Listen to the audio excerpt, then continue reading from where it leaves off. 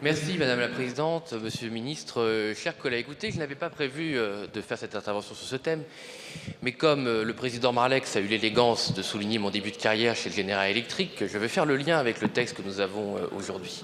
Je remercie d'ailleurs dans son inélégance d'avoir confirmé ce que j'ai toujours dit, à savoir que le démantèlement d'Alstom a effectivement commencé quand je me retrouvais chez le General Electric avant 2012 et pas après.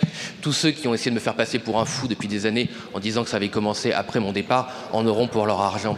Ce que je voulais dire, c'est qu'effectivement, je suis peut-être une des personnes les mieux placées pour savoir ce que peut faire une multinationale américaine quand elle veut attenter aux intérêts d'un pays souverain comme la France, y compris dans son cœur, y compris dans sa souveraineté énergétique. Je sais à quel point une multinationale américaine peut acheter des intérêts français. Je sais à quel point ils peuvent acheter des hauts fonctionnaires, à quel point ils peuvent acheter des groupes politiques, y compris le vôtre, Monsieur Marlex, puisqu'il a fallu 5 ans et que Monsieur Guémard disparaisse de votre groupe pour que la commission, j'ai pas dit que c'était votre faute, j'ai dit que c'était l'UMP, pour que, au bout de 5 ans, l'UMP puisse enfin déclencher cette commission qu'elle ne pouvait pas quand le mari de Monsieur Guémard était dans votre groupe. Je sais tout ce que peut faire une multinationale américaine.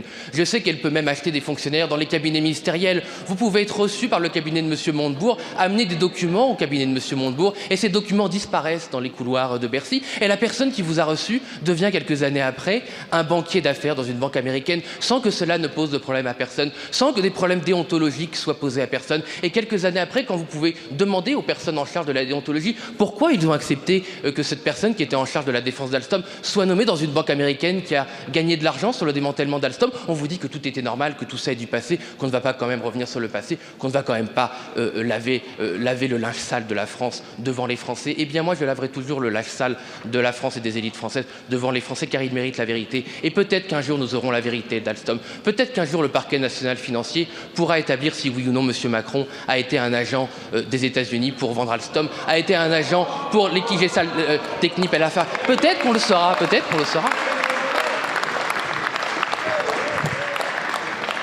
Je sais aussi les pires moyens des ingérences américaines, puisqu'on m'a lancé ce sujet, je ne vais pas m'arrêter, chers collègues. Je sais aussi que vous pouvez rentrer chez vous un soir et que votre appartement a été visité par des forces mystérieuses.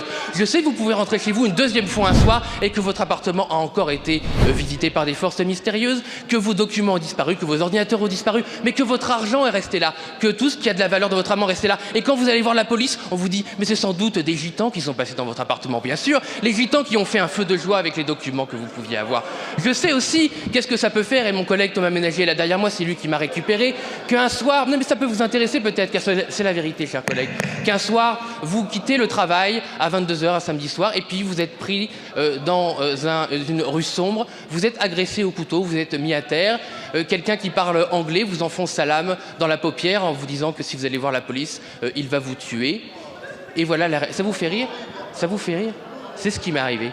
Et tout ça, c'est peu ce qui peut arriver à d'autres lanceurs d'alerte qui ont eu beaucoup plus de courage que moi, qui ont fait des choses bien plus graves que moi. Ce qui est arrivé à notre compatriote Frédéric Pierucci, dans votre indifférence la plus totale, retenu en otage dans une prison, dans un quartier antiterroriste par les Américains. Il n'y a pas un seul ici qui a été élu en 2014, en 2015, qui a levé le petit doigt pour M. Pierucci. Pas un seul d'entre vous. Vous n'en avez rien à voir. Je parle des macronistes. Vous n'en aviez rien à faire. Et vous n'en avez d'ailleurs toujours rien à faire des années après. Vous n'en avez rien à faire. Vous n'en avez rien à faire que Julien Assange, qui a alerté la presse occidentale, soit retenu dans des conditions inhumaines, des conditions qu'on accepterait pour personne d'autre, mais vous les acceptez pour les États-Unis, car vous n'avez aucun principe.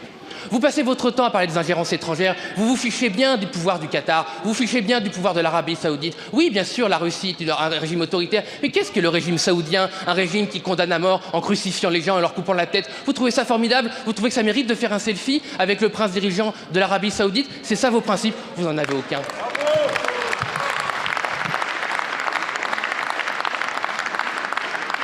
Il vous a fallu 7 ans pour découvrir qu'il y avait un problème d'ingérence en France, à ça, pour faire le tour des médias, pour faire peur aux Français aux élections, pour dénoncer les oppositions, ça y a du monde. Mais cette année, pour faire une petite loi, que tous vos mensonges, vos montagnes de mensonges, accouchent de cette souris ridicule qui ne servira à rien, vous avez demandé aux espions et à ceux qui veulent faire des méfaits en France de s'inscrire sur un registre. Mais bien sûr, les espions, les agents chinois, russes, saoudiens, qataris vont s'inscrire sur votre registre, vont vous prévenir qu'ils vont détourner l'intérêt des Français et ils vont peut-être vous demander l'autorisation. Quel dispositif très efficace? Deuxième dispositif efficace, un rapport tous les 2 ans. Ça nous fera une belle jambe de savoir effectivement que les États-Unis, enfin ça on ne saura peut-être pas, parce que vous ne dites pas, que le Qatar, la Russie, le Maroc et toutes les puissances qui veulent faire leur marché en France nous espionnent. Nous ne sommes pas au courant. Il faudra bien un rapport de plus pour le prouver. Bref, tout ce que vous voulez faire pour lutter contre la dérange ne servira à rien. Vous ne voulez pas lutter contre la corruption, vous ne voulez pas lutter contre la pourriture, parce que la pourriture est au cœur de votre système. Merci.